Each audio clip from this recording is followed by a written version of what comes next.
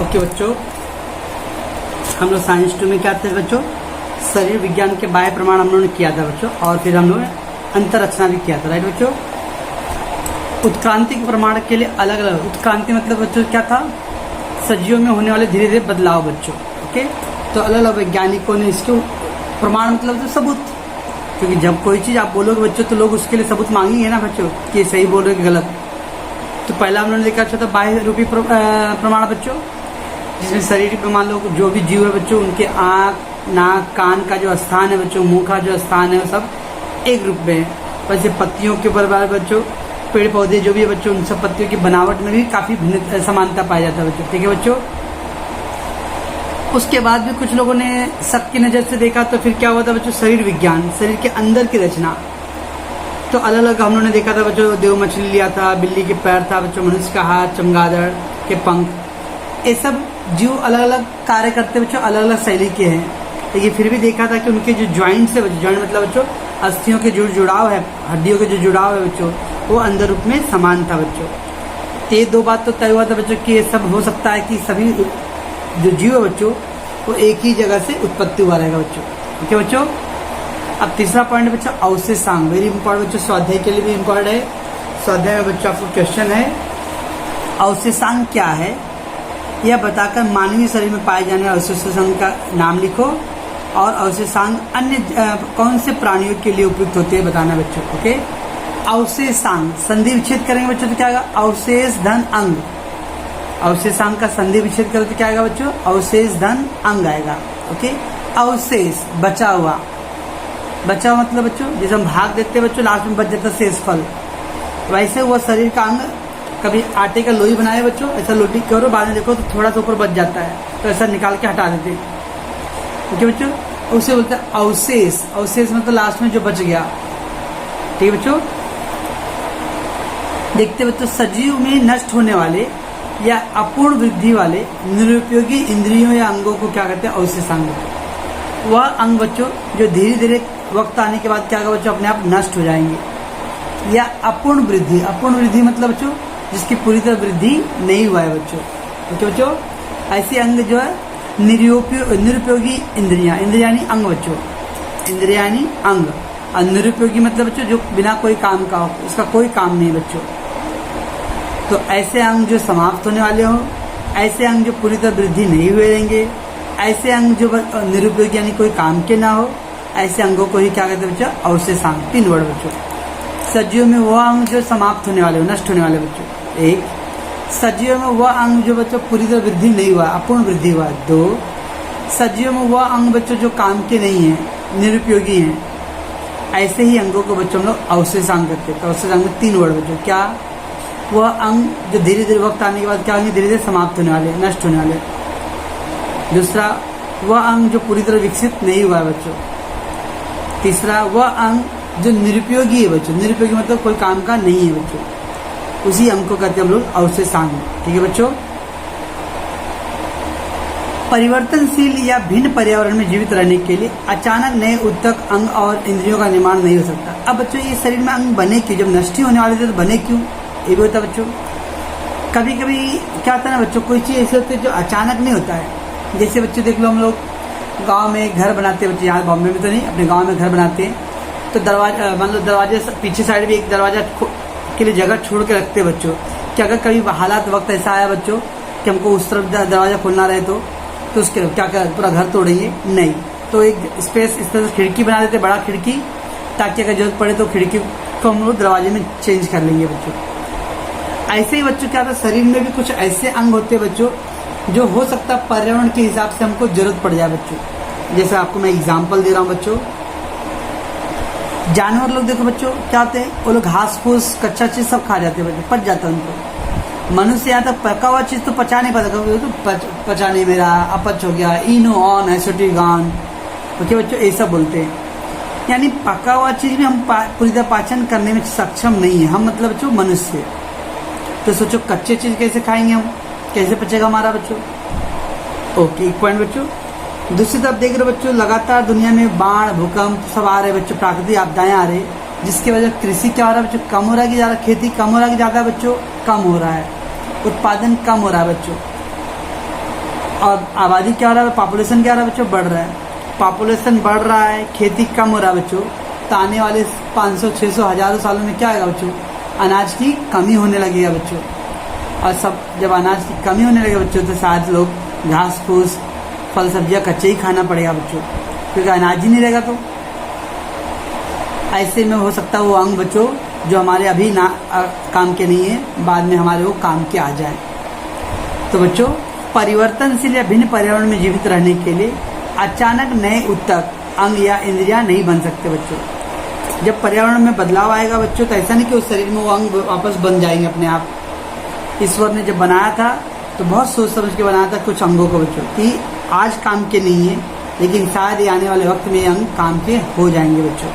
Okay बच्चों, तो पहला पॉइंट बताना क्या बच्चों, सजीवों में नष्ट होने वाले, अपूर्ण वृद्धि वाले, निरुपयोगी इंद्रियों या अंगों को ही अवशेषांग कहते हैं। बदलते हुए पर्यावरण के अनुसार कभी कभी जीवित रहने के लिए कुछ अंग जो थे वो अपने आप अचानक नहीं बन सकते बच्चों। ओके बच्चों, इसलिए उसे पहले से ही हमारे शरीर में निर्मित किया गया है। ये नष्ट होने वाले अंगों की भिन्न भिन्न अवस्थाएं भिन्न भिन्न प्राणियों के शरीर में है। जो भी नष्ट होने अंग बच्चों हमारे शरीर में कुछ और रूप में है, किसी और शरीर में कुछ और रूप में रहेगा बच्चों। तो हर एक जीवों में अलग अलग होता है बच्चों। ऐसे अव्यय यदि किसी एक सजीव में कोई कार्य नहीं करता तो दूसरे सजीव में वही अव्यय कार्य करेगा। जो अंग बच्चों हमारे शरीर का काम का ना हो, लेकिन दूसरे के शरीर में वो महत्वपूर्ण भूमिका निभाता है बच्चों। क्यों बच्चों, ऐसे अव्यय यदि किसी एक सजीव में कोई कार्य नहीं करता है तो दूसरे में क्या होता है, कार्य करता है बच्चों। अर्थात दूसरे सजीव के लिए अवशेषांग नहीं है बच्चों। हमारे लिए अवशेषांग मतलब हमारे शरीर में काम का नहीं है बच्चों, लेकिन वही अंग किसी और के लिए काम का है बच्चों। तो जो अंग हमारे लिए अवशेषांग है वो दूसरों के लिए वो क्या हो सकते हैं, मेन अंग है बच्चों, उनके लिए एक महत्वपूर्ण प्रमुख अंग है बच्चों। तो मानव के लिए निरुपयोगी आंत्रपुच्छ, आंत्रपुच्छ यानी बच्चों अपेंडिक्स, बच्चों तो ये अपेंडिक्स है बच्चों डायग्राम में। ये अपना बड़ी आते है बच्चों, ये छोटी आते है और ये आंत्रपुच्छ। ये दोनों बच्चों हमारे भोजन को पाचन करने में सबसे महत्वपूर्ण भूमिका निभाता है। तो क्या आता है बच्चों, आंत्रपुच्छ यह तृणभक्षा का सेलुलोज का पाचन करने वाले प्राणियों के लिए महत्वपूर्ण होता है। तृणभक्षा मतलब जो घास फूस खाते हैं बच्चों, तृणभक्षा मतलब जो घास फूस खाते हैं बच्चों, और जो कच्चे मांस खाते हैं बच्चों, सेलुलोज चर्बी मांस, वो उसको पाचन करने वालों के लिए महत्वपूर्ण अवयव है बच्चों। तो आंत्रपुच्छ बच्चों मनुष्य के शरीर में कोई काम का नहीं है, लेकिन जो लोग घास फूस खाते हैं, गाय भैंस जानवर बच्चों, बकरी, जो कच्चे मांस खाते हैं बच्चों, शेर चीता लोमड़ी सब बच्चों, उनके लिए महत्वपूर्ण अंग होता है। उसी प्रकार मनुष्य के लिए अनुपयोगी कान के स्नायु, हमारे कान के जो बाहरी हिस्से में बच्चों स्नायु है, ओके बच्चों, ये स्नायु हमारे कुछ काम का नहीं, क्योंकि हम लोग सुनते किससे बच्चों, एक कान से नहीं। हम जो बोलते नॉर्मल कान बच्चों, वो कान के अंदर के हॉल से सुनते हम लोग, कान में से नहीं। ये जो बाहरी है, बाहर कैसा आपका कान का दिखता है बच्चों, उससे सुनाई नहीं देता, ये कान के हिस्से से नहीं सुनाई देता बच्चों, ठीक है बच्चों। बल्कि बात तो हमारे लिए वो अवशेषांग हो गया बच्चों, लेकिन बंदर लोगों को देखो बच्चों, कान हिलाते एकदम, तो बंदरों के लिए वो काम का चीज है। मेरुदंड की अंतिम 4 कशेरुकाएं, मेरुदंड बच्चों आपकी जो रीढ़ की हड्डी है ना बच्चों, देखो रीढ़ की हड्डी, तो रीढ़ की जो हड्डियां हैं बच्चों, वो अल्टीमेटली बच्चों ये क्या हमारा रीढ़ की हड्डी है यार, देखो ये 4 भाग, ये बच्चों ये 4 कशेरुकाएं हैं, ये हमारे कुछ काम का नहीं है। लेकिन और बाकी जो बंदर है बच्चों, बंदर को पूंछ हिलाने के लिए बहुत महत्वपूर्ण होता है। हमारे अंदर पूंछ नहीं बच्चों, हम नहीं हिलाते हैं, लेकिन बंदरों के अंदर पूंछ है, वो पूंछ को हिलाने के लिए, जानवरों के अंदर जो पूंछ है उसको हिलाने के लिए एक कशेरुकाएं जरूरी होता है बच्चों। वैसे अकलदात मतलब 22-24 साल में बच्चों आता है अकलदात, अकलदात आ रहा है। अब अकलदात बच्चों क्या आता है, हमारे जो 32 दांत के अलावा 2 दांत होते हैं बच्चों, ठीक है ना। ये कोई पत्थर का दांत नहीं होता बच्चों, ये मांसपेशी एकदम अंदर एकदम मांसपेशियां होता है बच्चों, है ना। तो इस वजह हम लोग अकलदार बच्चों। शरीर पर जो बाल है बच्चों हमारे लिए ज़्यादा काम करेंगे। जानवर लोग बच्चों दिन भर धूप में रहते बच्चों, उनको धूप से रक्षा करने में ये शरीर के बाल काम आते बच्चों। यानी ऐसे अंग बच्चों जो हमारे काम का ना हो, लेकिन वही अंग किसी और के जीव के लिए काम का होता है बच्चों, उसे ही कहते हैं हम लोग अवशेषांग। समझ में आ रहा है बच्चों को? तो अपने स्वाध्याय में जो क्वेश्चन है उससे दान कैसे करते हैं उदाहरण से, तो आपको यहाँ से बच्चों यहाँ तक लिखना है। सजीवों में नष्ट होने वाले या अपूर्ण वृद्धि वाले निरुपयोगी इंद्रियों या अंगों का अवशेषांक करते हैं बच्चों। परिवर्तनशील या भिन्न पर्यावरण में जीवित रहने के लिए अचानक नए उत्तक अंग नहीं बन सकते बच्चों, इसलिए ईश्वर ने पहले से ही बना के भेजा है। ये अंग अलग अलग जीवों में अलग अलग अवस्थाओं में भिन्न भिन्न होते हैं। ओके बच्चों, ये अंग होते हैं जो बच्चों एक सजीव में काम का नहीं है, लेकिन दूसरे सजीव में भी अंग क्या होता है बच्चों, काम का होता है। ठीक है बच्चों। अतः मानव के लिए जो निरुपयोगी आंत्रपुच्छ बच्चों, यह जानवर जो घास को खाते हैं बच्चों उनके लिए उपयोगी है। जो सेलुलोज कच्चे मांस खाते हैं बच्चों उनके लिए उपयोगी होता है। कान की स्नायु बच्चों हमारे लिए उपयोगी नहीं है, लेकिन बंदरों के लिए उपयोगी है। तो बच्चों उसके मेरुदंड की 4 कशेरुकाएं, 4 कशेरुका बच्चों जो हमारी रीढ़ की हड्डी है बच्चों, उसके एकदम आखिरी पॉइंट बच्चों, जो कमर के इधर एकदम है बच्चों जॉइंट्स, वहाँ पे 4 आखिरी हिस्से है बच्चों।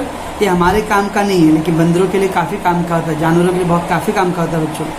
उन्हें कुछ हिलाने में मदद करता है। अकल दाढ़ मतलब बच्चों अकल दांत। ओके, ये दांत नॉर्मल दांत की तरह नहीं होता, बल्कि एक मांसपेशी से बना हुआ दांत है बच्चों। ओके, शरीर पे जो बाल है बच्चों मनुष्य के कोई काम का, लेकिन जानवरों लोग को गर्मी से बचाने में उसमें मदद करता है बच्चों। ओके, तो ये था आपका आंसर बच्चों अकल दांत का अवशेषांक का। ओके बच्चों,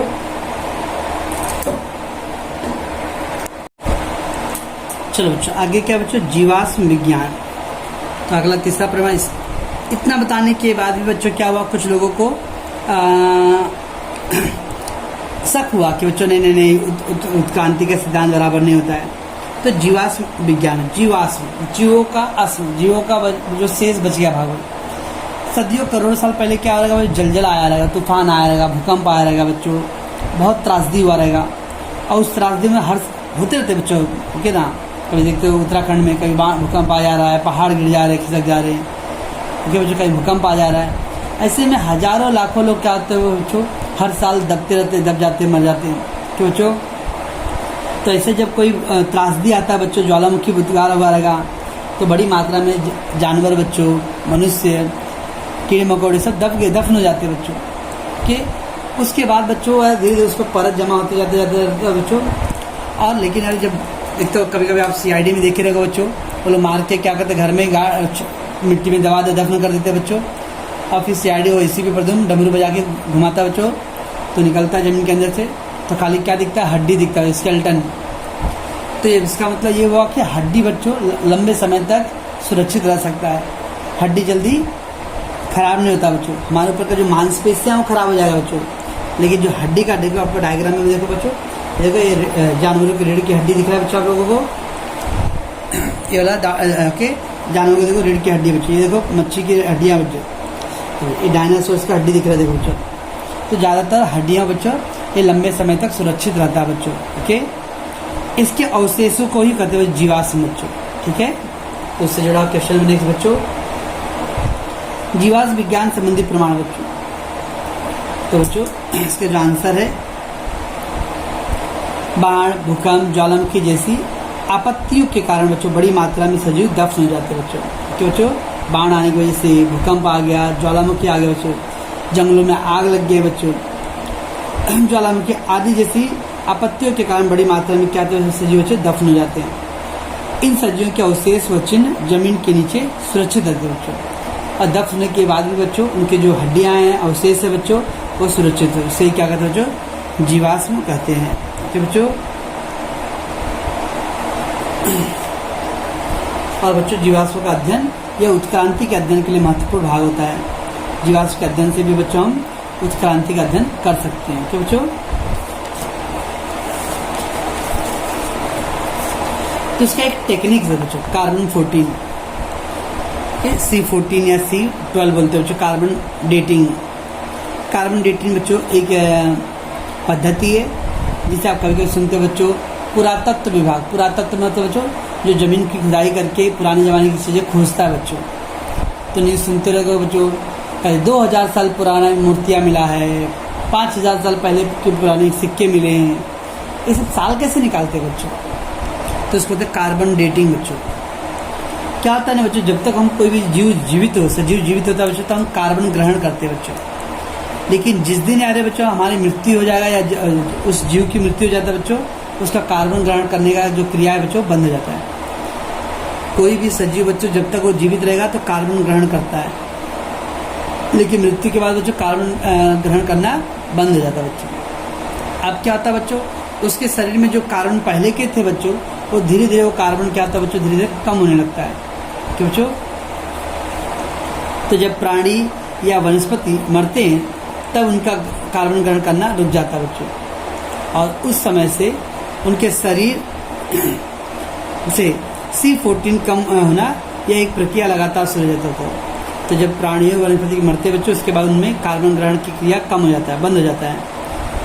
और जबकि अंदर उसके अंदर जो C14 पहले से मौजूद होता है बच्चों, कार्बन उसकी मात्रा धीरे धीरे कम होने लगी बच्चों। ओके, C12 या रेडियोधर्मी न होने के कारण मृत वनस्पति या प्राणियों में C14 या C12 इनका अनुपात स्थिर न कर बदलता है। अब कार्बन रेडियोधर्मी उधर बढ़ दिया बच्चों। रेडियोधर्मी मतलब बच्चों जो परमाणुओं से बना हुआ चीज़ है, ओके ना, और ऐसे चीज जो स्थिर रहता है, भारी तत्व बोलते बच्चों रेडियोधर्मी को बोलते हैं। जैसे परमाणु भट्टी, परमाणु विखंडन से बच्चों परमाणु, हाँ, तो रेडियो एक्टिव जो प्रदूषित होते बच्चों वो भारी तत्वों से बने होते हैं, न्यूट्रॉन, प्रोटॉन, इससे बने होते हैं। लेकिन कार्बन 14 बच्चों रेडियोधर्मी प्रदूषण नहीं है, जिसकी वजह से ये लगातार क्या होते हैं बच्चों, बदलते रहते हैं।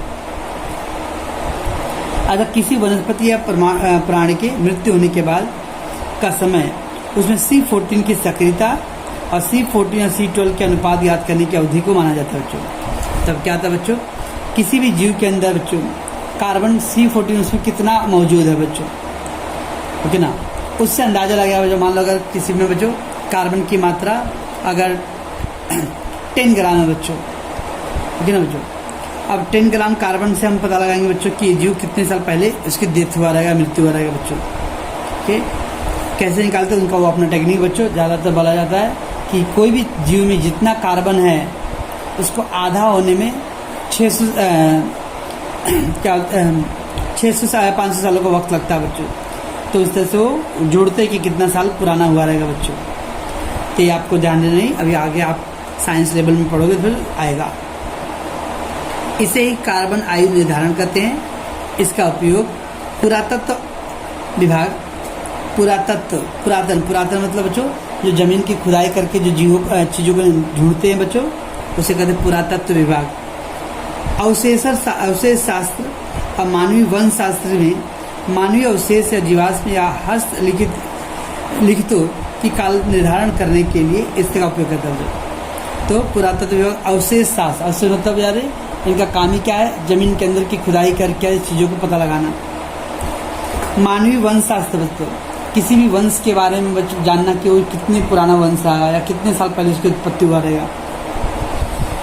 से मानवीय अवशेष से और जीवाणु या हस्तलिखित मतलब हाथ से लिखी हुई चीज़ें बच्चों, जैसे भी आपने सुना है बच्चों राम मंदिर में, या और भी देखते बच्चों मोहनजोदड़ो, हड़प्पा सुने बच्चों, हड़प्पा मोहनजोदड़ो, वहाँ पे खुदाई से बहुत सारे पुराने ज़माने की चीज़ें मालूम पड़ा है बच्चों। हस्तलिखित, हाथों से लिखे हुए, अब उसका अध्ययन किया जा रहा है कि वो कितने साल पुराना है बच्चों। ओके, तो इस निर्धारण करके आ रहे, इसको बोलते हैं हम लोग C14 बच्चों। अब ये क्या बच्चों, इस प्रकार तकनीकी का जीवाश्मों की काल मर्यादा निश्चित किया जाता है। काल मर्यादा मतलब उसके समय के बारे में ज्ञात होता है बच्चों।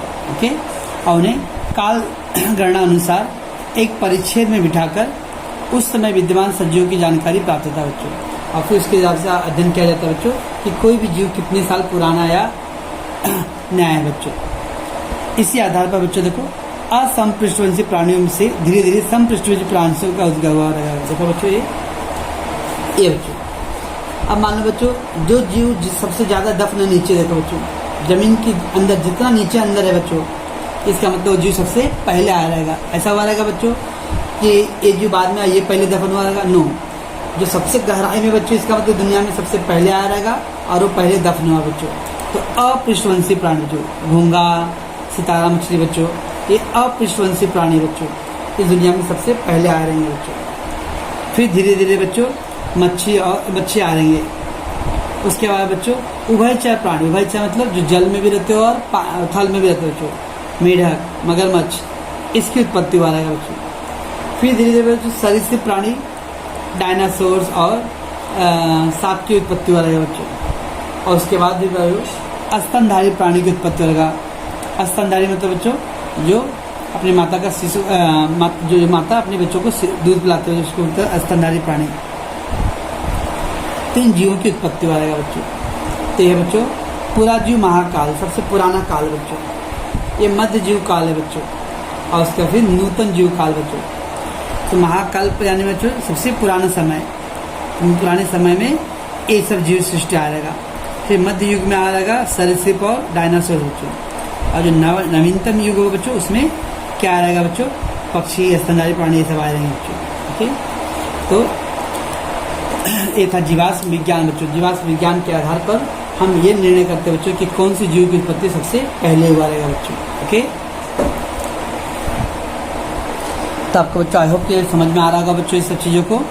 इसके आंसर को मैं कुछ लिखवा के आपको दूंगा बच्चों। ओके, इसको आप लोग अच्छे समझोगे और पढ़ोगे आप लोग। ओके बच्चों,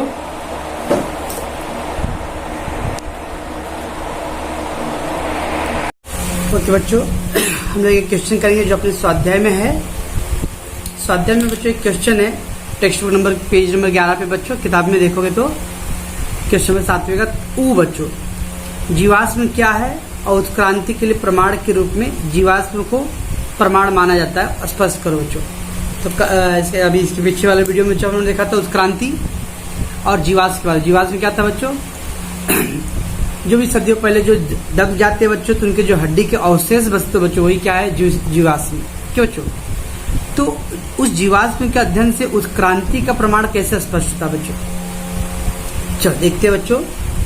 तो उत्क्रांति के लिए जीवाश्म एक महत्वपूर्ण प्रमाण प्रदान करता है बच्चों। क्यों बच्चों, उत्क्रांति के लिए जीवाश्म एक महत्वपूर्ण प्रमाण करता है।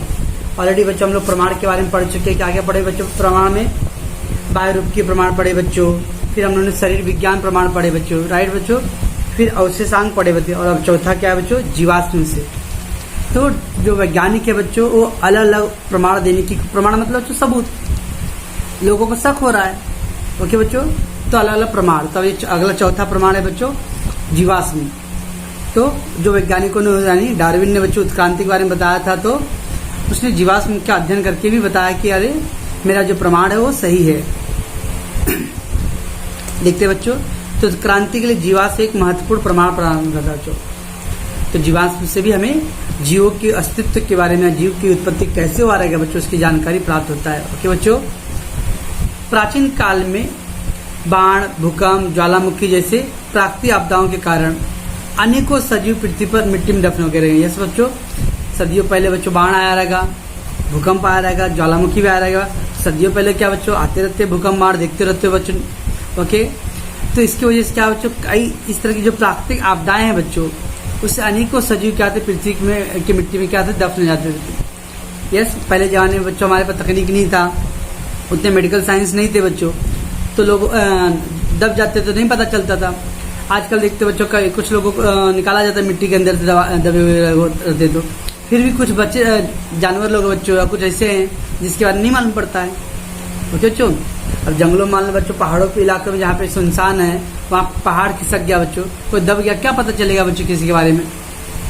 तो लेकिन बच्चों दफन होने के बाद भी ना इन सजीवों के जो अवशेष है बच्चों, अवशेष है उनकी जो हड्डियां बच्चों, अस्थि हैं और चिन्ह जमीन के नीचे सुरक्षित रहते हैं बच्चों। इसे ही क्या करते हैं हम लोग, जीवाश्म। क्योंकि बच्चों हड्डियां ऐसी चीजें है जो करोड़ों सालों तक भी ये अस्तित्व में रहता है, जो खत्म नहीं होता बच्चों। इसे ही जीवाश्म कहते हैं। ठीक है बच्चों, अतः वैज्ञानिक शोधकर्ता तो जो रिसर्च करते हैं, और हम लोग बोलते हैं जमीन खुदाई करके जो रिसर्च होता है बच्चों, उसे बोलते हैं पुरातत्व विभाग, आर्कोलॉजिकल सर्वे बच्चों। आर्कोलॉजिकल सर्वे मतलब अरे जमीन की खुदाई करके चीजों को प्राप्त करना और उसका अध्ययन करना बच्चों। ओके, जीवाश्म के अध्ययन की सहायता से प्राचीन काल के सजीवों के लक्षण को समझने में प्रयास करते बच्चों। तो ये जो वैज्ञानिक है बच्चों, जीवाश्म का अध्ययन करके आ रहे उस जमाने में प्राचीन सजीवों में क्या क्या लक्षण थे, सजीव कैसी उत्पत्ति हो रही है, इनका अध्ययन होता है बच्चों। ओके बच्चों, और फिर बच्चों हम लोगों ने इसके पिछले भाग में क्या देखा था, कार्बन डेटिंग बच्चों। कार्बन डेटिंग क्या होता है बच्चों, शरीर में हमारे C14 होता है। जो जब जीवित रहते हैं बच्चों तो हम कार्बन ग्रहण करते हैं बच्चों, ऐसा नहीं कि कार्बन नहीं ग्रहण करते, हमारे शरीर के लिए कार्बन भी चाहिए। कार्बन क्या बात कर रहे हो सर, आप तो बोलो, हम लोग तो सुने थे कि ऑक्सीजन ग्रहण करते कार्बन छोड़ते हैं। यस, आपने सही सुना था बच्चों, और जो मैं बोल रहा हूँ वो भी सही है बच्चों। आपको एग्जाम्पल देता हूँ, हम शक्कर खा रहे बच्चों, रोटी खा रहे, अनाज खा रहे बच्चों, ओके बच्चों, शकरकंद आलू खा रहे बच्चों, यही सब कार्बोज है। कार्बोज यानी कार्बन।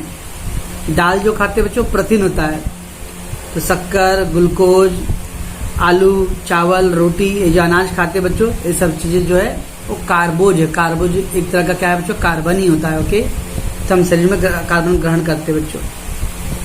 लेकिन बच्चों मृत्यु के बाद क्या होता है, कार्बन ग्रहण करना बंद हो जाता है। तो हम लोग पहले पढ़ चुके बच्चों।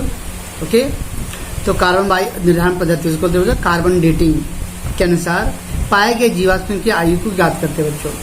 तो जो भी जीवाश्म मिला रहेगा बच्चों, उससे कार्बन आयु निर्धारण की पद्धति है बच्चों, वो तकनीकी के माध्यम से क्या करते, ये पता लगाते कि जीवाश्म कितने साल पुराना रहा होगा बच्चों, कितने साल पहले एक जीवाश्म आया रहेगा। अब बच्चों कोई उस जमाने के मालूम तो नहीं बच्चों, कार्बन डेटिंग का याद रखना, 99% बच्चों एग्जैक्ट डेटा देता है कि हाँ मान लो कोई चीज है 20 साल पुराना, 50 साल पुराना, 2000 साल पुराना के बच्चों। और पृथ्वी की भू रचना के अनुसार बच्चों जीवाश्म एक विशेष गहराई में पाया जाता है बच्चों। पृथ्वी की अलग अलग रचना के अनुसार देख लो बच्चों, आपका जो डायग्राम किताब में था ये वाला बच्चों, तो अलग अलग सतह है बच्चों। देखो 1 2 3 4 5 सतह बच्चों, तो पृथ्वी के अलग अलग सतहों में जीवाश्म पाए जाते हैं बच्चों के। जो जीवाश्म जितना पुराना होगा बच्चों, वो उतना ही अधिक गहराई मिले आपको बच्चों। जो सबसे पहले दुनिया में आया रहेगा वो पहले दफन हुआ रहेगा बच्चों, जो सबसे लेट आया रहेगा बच्चों बाद में दफन हुआ रहेगा बच्चों। अब मान लो जमीन की खुदाई करेंगे बच्चों, जो सबसे ऊपर पहले खुदाई करते करते जो चीज मिल गया बच्चों, इसका मतलब लास्ट में आया रहेगा क्योंकि वो सबसे ऊपर है। और जो एकदम नीचे खुदाई कर रहे खुदाई में सबसे नीचे पाया गया बच्चों, इसका मतलब सबसे पहले दफन हुआ रहेगा, बराबर ना बच्चों। जो चीज सबसे नीचे पाया जाता है, ऐसा तो नहीं कि वो बाद में आया और अंदर चला गया। जो चीज सबसे नीचे पाया जाता है मतलब सबसे पहले रहेगा। अब ढेंडी देखते बच्चों, ढेंडी में एकदम नीचे जो स्तर पे खड़ा होता है, कभी वो पानी गिरता है और जानवर ऐसे तो बहुत जो टपोरी लोग होते हैं जानबूझ के गिरते ढेंडी में, और गिरते और गिरने में सबसे जो नीचे रहता मतलब क्या बच्चों, नीचे खड़े थे। तो वैसे ही बच्चों जो जीवाश्म जितना पुराना होगा बच्चों, वह उतनी ही अधिक गहराई में प्राप्त होता है। ठीक है बच्चों। इसी प्रकार क्रमशः नए जीवाश्म ऊपरी सतह से प्राप्त होते हैं बच्चों। जो नए नए जीवाश्म बच्चों वो ऊपरी सतह से मिलते जाते हैं। ऊपरी सतह मतलब बच्चों ऊपर धीरे धीरे ऊपर मिलते जाते हैं। अतः आपकी किताब में देखो 3 भागों में बांटा गया युग को बच्चों।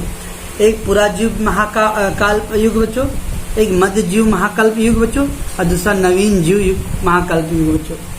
तो युगों को 3 हिस्सों में बांट दिया बच्चों। सबसे पुराना जीव युग, मध्यम युग और फिर बच्चों नवीन युग। ओके बच्चों।